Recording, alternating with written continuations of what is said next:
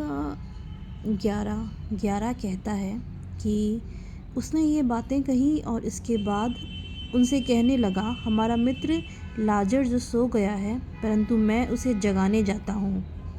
प्रभु यीशु मसीह जो हैं अपने चेलों के साथ मिलकर के लाजर की जहाँ पे मृत्यु होती है वहाँ पे जाते हैं और सारे लोग जो हैं शोक मना रहे हैं, लेकिन प्रभु यीशु मसीह कहते हैं कि लाजर सो गया है, परंतु मैं उसे जगाने जाता हूँ।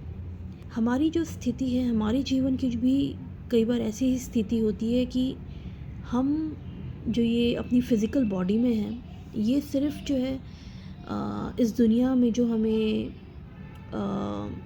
जो ज़िंदगी दी गई है, जैसे कि हम अपनी नॉर्मल लाइफ में ही बिज़ी हो जाते हैं इतने ज़्यादा कि हम अपने स्पिरिचुअल लाइफ को फोकस ही नहीं करते। जो परमेश्वर पिता ने हमें जो ये लाइफ दी है, हम उसमें फोकस ही नहीं करते। हम बिज़ी हो जाते हैं अपनी जॉब में, अपने फैमिलीज़ में, हर एक चीज़ में जो है। थिंग इज़ दैट कि हम लोग भूल जाते हैं कि जो पिता परमेश्वर ने हमें ये ज़िंदगी दी है, ये उनको ग्लोरीफाई करने के लिए दिया गया है। तो हमें ज़रूरत है इस बात को समझने की, हमें ज़रूर इस बात को समझें, क्योंकि कई बार ऐसा होता है, कई बार सिचुएशन ऐसी क्रिएट हो जाती है कि हमारे लाइफ में जो है पिता परमेश्वर कई बार ऐसे डिवाइन हेल्पर, डिवाइन लोगों को भेजते हैं।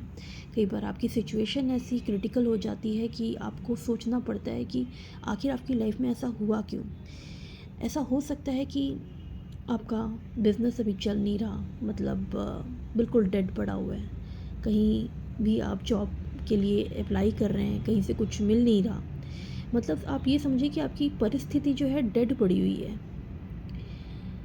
जैसे लाजर की मृत्यु हो गई, डेड पड़ी हुई है सिचुएशन, वैसे ही आपकी स्थिति भी किसी भी एरिया में डेड पड़ी हुई है। लेकिन पिता परमेश्वर कहते हैं, आज कहते हैं आपसे कि मैं उसे जगाने जाता हूँ। मीन्स कि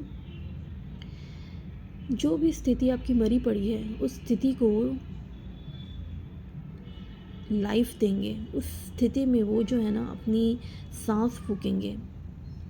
चाहे वो आपका बिज़नेस है, चाहे आपका वो रिलेशनशिप है, चाहे कोई भी एरिया में जहाँ पर भी आप स्ट्रगल कर रहे हैं, जो भी आपकी मरी हुई स्थिति है, हेल्थ है, फाइनेंस है, कोई भी बात नहीं बन रही है, उस स्थिति में पिता परमेश्वर जो हैं आपको नया जीवन देंगे, नया सांस फूकेंगे। आपको ज़रूरत है कि आप बस पिता के जो वचन हैं उसको थामे रहें।